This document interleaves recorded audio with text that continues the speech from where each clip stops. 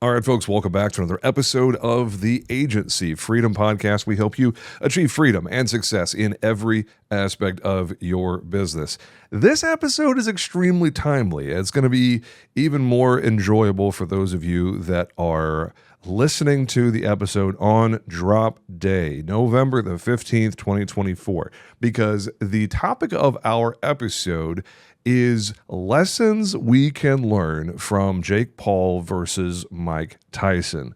Because these two guys, these characters, these personas could not be more contrasted or juxtaposed from each other. Over the next few minutes, we're going to talk about two completely different approaches to the game that Jake Paul and Mike Tyson are playing, and what we as agency owners, as sales professionals, can learn from these two knuckleheads. And they're definitely knuckleheads, each of them independently and in their own way. I've got 3 lessons I have prepared and done a little bit of thinking on. I'm just going to jump right in. I'd love to get your take on this. With Jake Paul representing the new and Mike Tyson representing the established, the venerable, the resilient. So, lesson 1. These are going to be contrasting styles here. Lesson 1, reinventing yourself versus staying true to your roots. Let's take a look at Jake Paul for a little bit. Where did he come from and how in the world did he get where he is? You know, him and his brother Logan started out creating short form content back when Vine was a thing, and then eventually switched to YouTube. They've got silly videos doing crazy things and physical comedy and stunts and lots of character sketches, lots of just silliness, basically. Over time, Jake Paul has evolved into a fighter, now looking to be seen as a legitimate boxing presence. The evolution of Jake Paul's brand over the years is the stuff that case studies in business school are made of. What can we learn in this first lesson, reinventing yourself versus staying true to your roots? You know, very simply, it is flexibility and a willingness to adapt to your surroundings and take new tactics, new strategies to reach your goals, and embracing change rather than resisting it and getting stale. You know, Mike Tyson's approach to the question, staying true to your roots, is completely different than Jake Paul. Mike Tyson basically is who he has been for the last 35 years or so. When he came on the scene as a plucky upstart from New York City, he was a kid from a broken family on the wrong side of tracks, ranked with poverty, and was basically given an opportunity to use boxing as a means of behavior modification and finding success. Ever since he came on the scene as a heavyweight boxer, the world has been captivated by him. His name is probably the second most famous in all of boxing history, second only to Muhammad Ali, Cassius Clay, the great one. I don't know if anybody will ever top Muhammad Ali. And when boxing was in its heyday, the Thrilla in Manila and all of that stuff with Joe Frazier and George Foreman and whatnot, I don't think anybody will ever top Muhammad Ali. But Mike Tyson comes close. You know, from biting off Evander Holyfield's ear to all of his escapades, all of his knockout punches, the deadly uppercuts and whatnot. Mike Tyson is rooted in his originality. His brand as Iron Mike is his brand. That hasn't changed in 35 years. And the takeaway for you and I in that situation, as we inspect Mike Tyson here, is authenticity matters. Knowing who you are and communicating that to the marketplace, communicating your brand, your vision, your mission in a consistent manner is definitely valuable. So as we look at lesson 1, reinventing yourself versus staying true to your roots, where do you fall on that? Which side of the coin do you tend to lean towards? Your tenure in the game is probably going to have a lot to do with it. How long you've been an agency principal or a sales professional probably has a lot to do with where you fall here. Lesson 2 is mastering social media versus building a lasting legacy.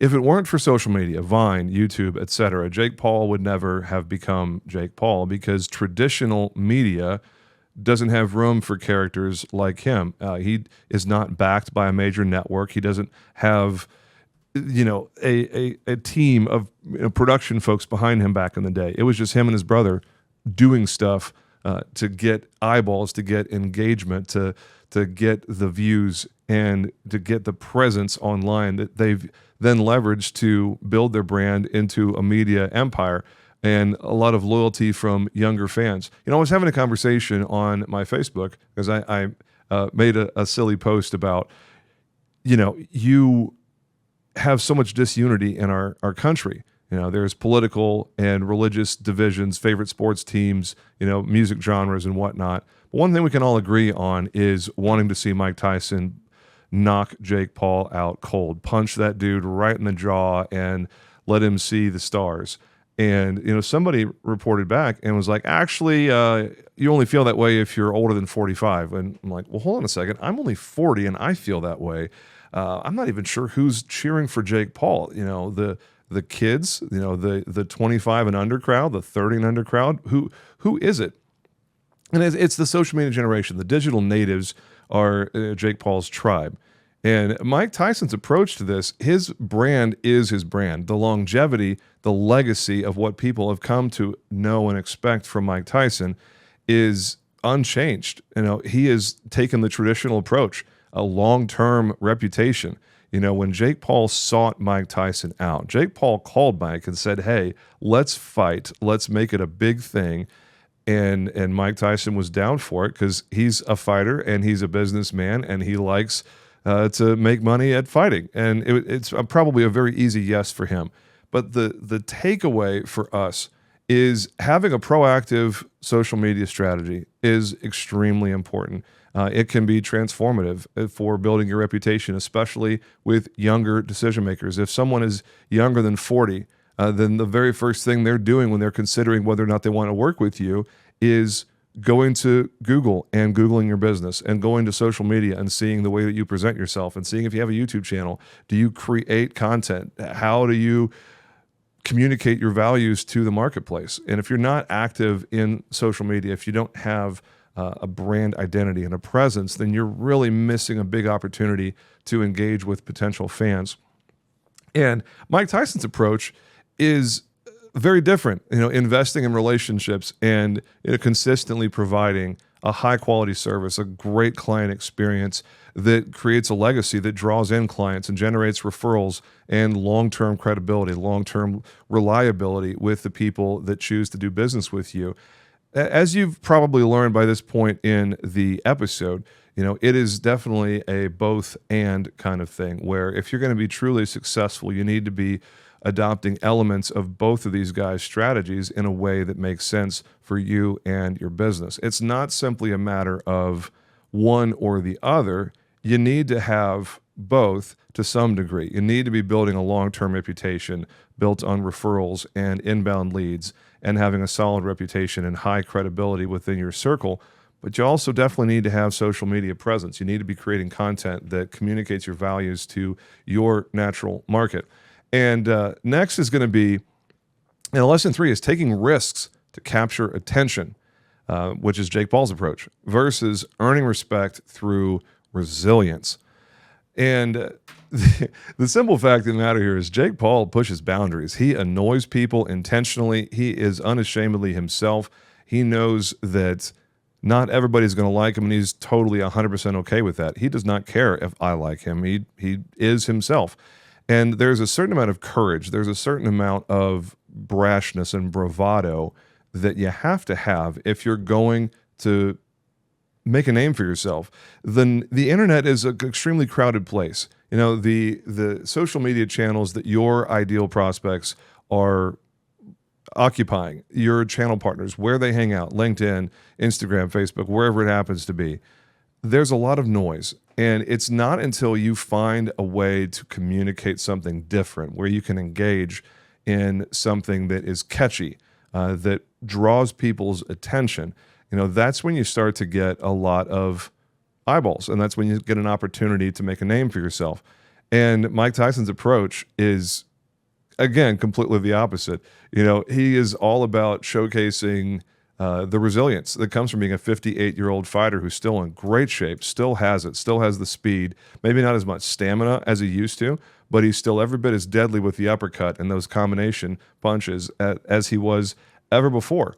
And resilience is extremely important in our industry, in the insurance world, because we're still in a hard market after 3 or 4 years. It really began in the thick of COVID, and it is still going on even to this day. We look forward into 2025, and it appears that the hard market is going to be continuing into most, if not all, of 2025 because of the continuing weather challenges and inflation and whatnot. A lot of people think that from Trump winning the White House and then having a Trump administration, from regulatory policy to economic policy, there's a lot of opportunities for the insurance industry to retake ground that was lost. There are a lot of things that can be said without making a political statement. Those on the blue side of the coin tend to favor more regulation, tend to favor more government involvement, tend to favor more getting in the way of the free market deciding for itself what is best. And on the red side of things, there's less regulation, there's more self-determination, there's more freedom, typically from a business perspective. We're going to see some big opportunities in 25 and 26. But I love the crucible of the hard market. And if you guys have been listening to this podcast for any length of time, you've heard me say it several times. It's really become a mantra. I love the hard market because it makes it very difficult for the marginal players to keep their space.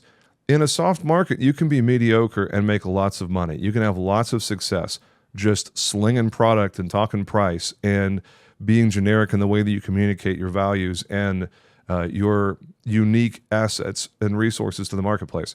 In a hard market, you can't hide. There's nowhere for you to hide.